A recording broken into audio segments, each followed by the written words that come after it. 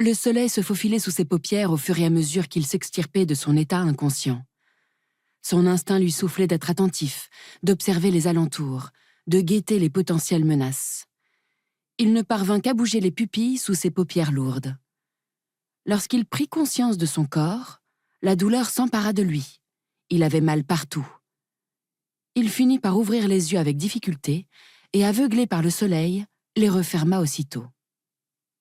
À sa deuxième tentative, en plissant les yeux face à la lumière intense, il vit du bleu. Le ciel était dégagé. Pas un nuage à l'horizon. Luttant contre son extrême faiblesse, il tourna la tête sur le côté. Le sol sur lequel il se trouvait étendu était craquelé et poussiéreux, une croûte dure et impénétrable. Au loin, un arbuste solitaire survivait tant bien que mal. Le cri lointain d'un oiseau lui fit de nouveau lever les yeux. Des vautours décrivaient des cercles dans le ciel, guettant l'instant où leur proie serait suffisamment faible pour qu'ils puissent fondre sur elle et la dévorer tandis que sa chair était encore fraîche. Il se demanda quelle était cette pauvre créature mourante. Puis, il comprit que c'était lui. Il n'avait aucune intention d'être dévoré par des vautours, mais lorsqu'il essaya de bouger, il trouva cette tâche atrocement difficile. Cependant, il devait se forcer. Après tout ce qu'il avait enduré, hors de question de rester étendu, là, et de laisser la mort l'emporter. Après tout ce qu'il avait enduré? Mais qu'avait-il enduré au juste? Il prit soudainement conscience d'une chose, la lutte pour ouvrir ses yeux sous le soleil de plomb, son corps trop faible pour bouger.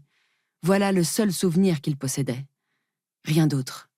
Il ignorait jusqu'à son propre nom. Le fardeau que représentait sa carcasse était un concept complètement nouveau pour lui, il en était sûr. Le ciel bleu, la terre craquelée, les oiseaux au-dessus de lui, tout cela lui était familier. Mais cette faiblesse paralysante, cette sensation d'être attaché à un amas émacié de peau et d'os, c'était là tout autre chose.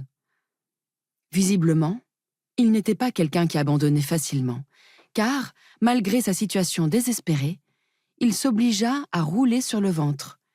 Il poussa sur ses mains de toutes ses maigres forces et parvint à surélever son torse. À sa gauche, aussi loin qu'il pouvait voir, il n'y avait que le désert aride. À sa droite, une immense falaise se dressait fièrement vers le ciel. Au pied de cette falaise poussaient quelques herbes sauvages et arbustes maigrichons. Au pied de cette falaise se trouvait de l'ombre.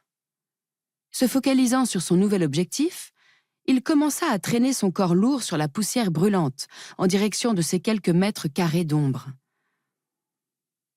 Il s'aperçut alors qu'il était nu. Évidemment, la conscience de sa nudité et le désir de couvrir sa peau nue, voilà deux autres sensations qui lui étaient nouvelles, humiliantes.